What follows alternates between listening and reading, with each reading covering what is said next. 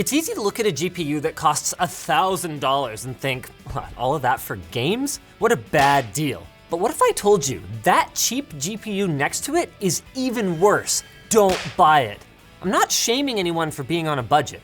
I've been there, which is why I know that the less you have, the more important it is to shop smart. And this video is gonna arm you with everything that you need to avoid the pitfalls of the extreme budget segment, but without blowing up your budget. The best part is that you can use what you're about to learn for years to come, because these principles have been valid for as long as this channel has existed, and it doesn't look like they're gonna change anytime soon. Like my cringe segues to sponsors like Zoho One. Zoho One brings together sales, marketing, finance, analytics, and support in a single unified platform to run your entire business. Try Zoho One today for 30 days using the link below.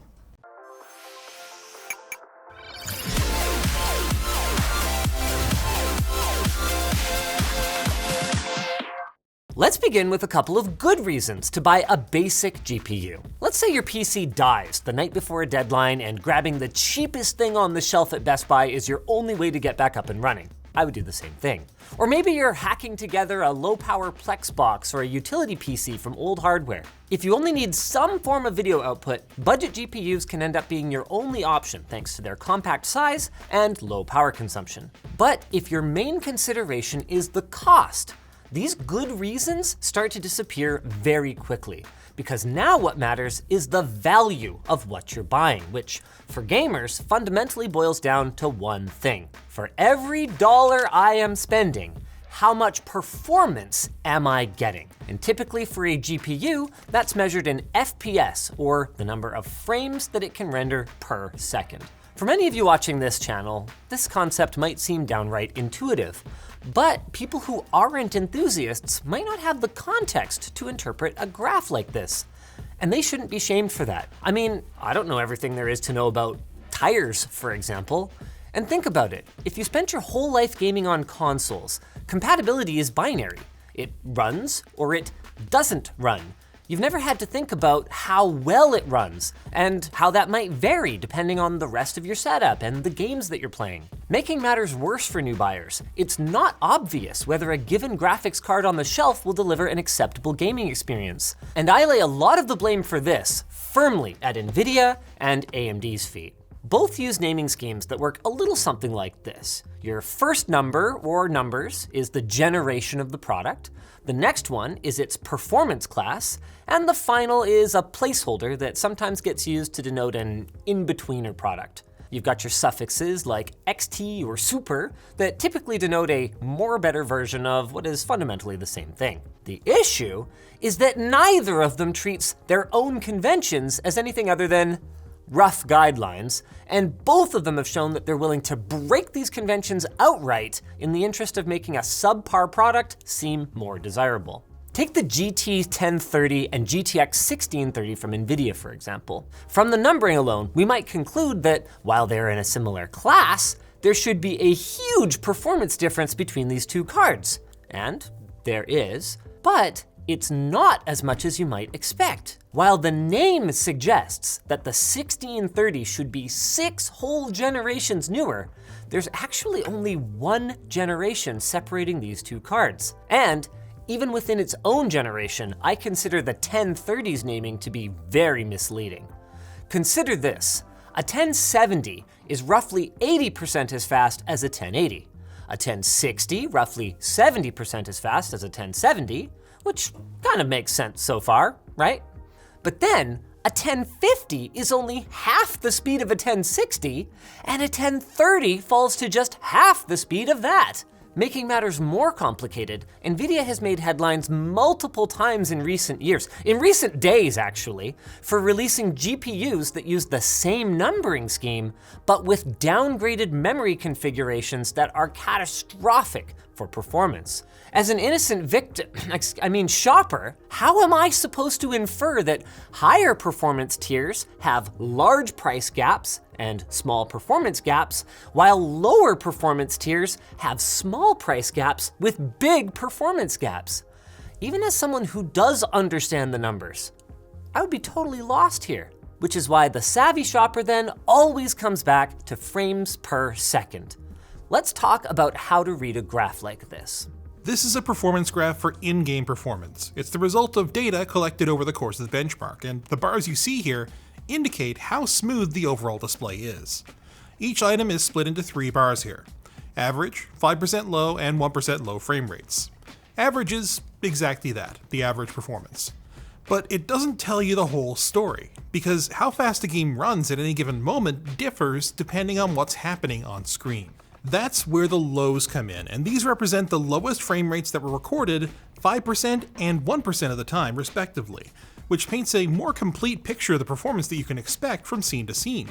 What frame rate is acceptable or playable is very subjective, but generally speaking, gamers often want to see 60 or higher on these minimums in order to ensure animations and motion is as smooth as possible on the typical consumer displays that can display a new frame 60 times per second. Even then, a high average frame rate with low minimums indicates a wide swing in performance that will be very noticeable during gameplay unless both are well above 60. Console games will often lock their frame rate to 30 if they can't reach 60 to ensure those swings don't happen. And while that's often controversial for current gen owners, it crucially ensures that things feel consistent from frame to frame. But don't be fooled into thinking that you'll exactly match a GPU's performance shown in graphs like these. The system it's installed in will have a massive impact on the level of performance, and this phenomenon is often referred to as bottlenecking, where the maximum performance is held back by the weakest link. This is why you have to pay attention to the system that a reviewer is using to test a GPU. One piece of information you might notice is missing is the price. And that's something that we've tried, and unfortunately failed, to incorporate into our graphs in the past. The reason is that the actual price is often going to be very different from what the MSRP is, especially late into a product's life cycle, and the used price is going to change the calculus even further and is not consistent. But performance mostly is. This is where it's up to you to check the current market conditions and weigh the performance data against the costs today.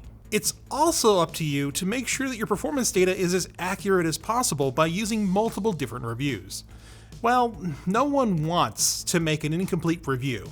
Testing for reviews are often done in the span of a week or less, and none can be truly exhaustive. That means that each of us has to prioritize our testing, and we'll all have different priorities. Some reviewers test different games at different settings, or compare different GPUs, and this is crucial for understanding the complete picture. Plus, sometimes reviewers mess up. That's why you should always check multiple reviews before making a decision. Now that we're familiar with how to interpret these numbers, there are a couple of things that are going to stand out. First and foremost is that the blank tees on lttstore.com are great quality and very reasonably priced. Second is that, like I've been saying for years, it should be illegal to call a low-end GPU value or budget, because it's people on a budget who can least afford to have their money wasted. And these things are just that, a complete waste of money across the board. But just pointing out problems isn't useful. What are the solutions? I'm glad you asked. The first one is the kind of thing that makes you kind of scratch your head and go, really? Instead of buying an entry-level GPU like one of these, buy the next tier up for almost the same amount. Yeah, you heard me. Look at the pricing for the GeForce 1630. While you could treat yourself to a polished turd in a box of KFC, the $20 price gap to get double the performance with a 1650 seems like a no-brainer, especially if you consider that even though both of these cards might run your games today, the 1650 is gonna last you a lot longer as new games come out. The $30 delta on the AMD side of things is a bit steeper, but we've also seen promotions that have brought the 6500 XT down to literally the same price as a 6400. And what goes down almost always comes down again. Option number 2 is a little bit outside the box, but can be an effective way to upgrade not only your GPU, but actually your whole system without spending extra money. Let's say you're running a 4th gen Intel CPU from about 10 years ago. Working motherboards from that generation are worth more than you'd think, selling for anywhere from $60 to $100. A 4th gen Core i5 is worth about $15, and 8 gigs of DDR3 is worth anywhere from $15 to $20. As a kit, you might even be able to do a little bit better. So at minimum, you're gonna be left with $90 to spend alongside your $150 GPU budget. Well, guess what? You can actually upgrade to a Ryzen 5 5600G with 16 gigs of RAM and an A520 motherboard for about $240. That gives you 6 much faster CPU cores, double the RAM, and an integrated GPU that, guess what, will perform on par with that GT 1030 that you could have bought. You're also getting modern features like extra USB 3 ports, M.2 storage support, and the ability to run Windows 11 without any hacks. I mean, who doesn't like a fun little Facebook Marketplace adventure? It's kind of like your own little scrapyard wars. Option number 3, though, is my personal favorite.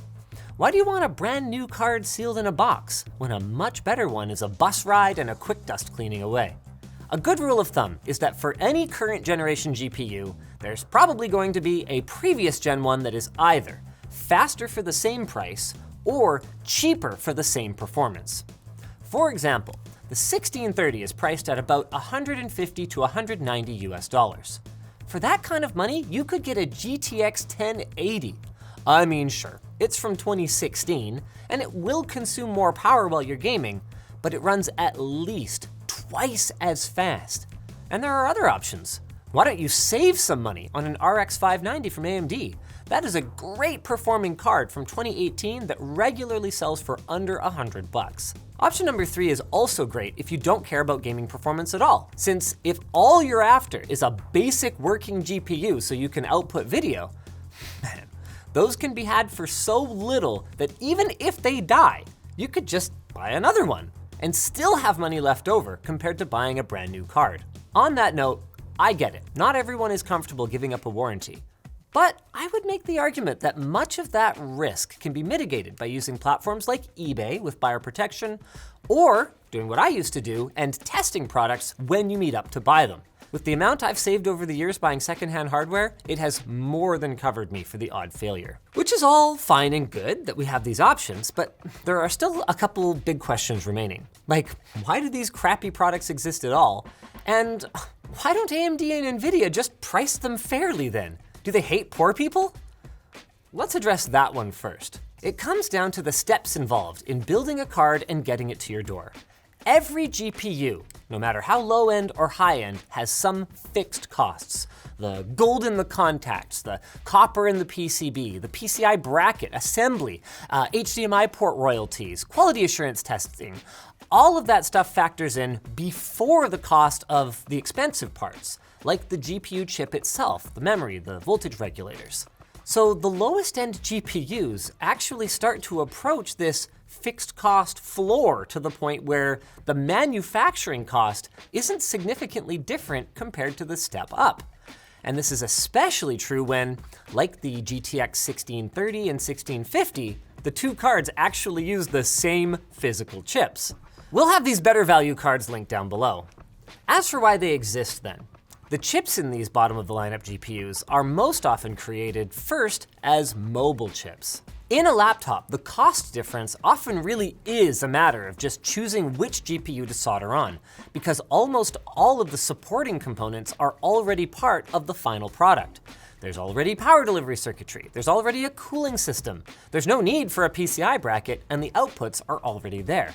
A laptop is assembled and QA'd as a whole unit, so these GPUs can make economic sense in that market. What makes economic sense for me is to segue to our sponsor. Nord Security. If you keep up with the tech news, you'll know that hackers are always looking for new ways to compromise everything from tech giant servers to grandma's computer. Thankfully, Nord Security's well-rounded protection package is there to help protect your files, devices, and personal data online. Like NordPass, a password manager that helps you generate unique passwords across your devices and browsers. Or NordLocker, a powerful file encryption and sharing service that's a great alternative to Google Drive. Cybercrime is everywhere these days, so make sure you're taking the right precautions when you surf the web. Right now, you can get 4 months free on all of Nord's products. So what are you waiting for? Head to nordsecurity.com/Linus or click the link down in the description below. If you're looking for something else to watch, go check out the last time we did a video about how cheap GPUs suck when, wait, Luke hosted it? That was 6 years ago?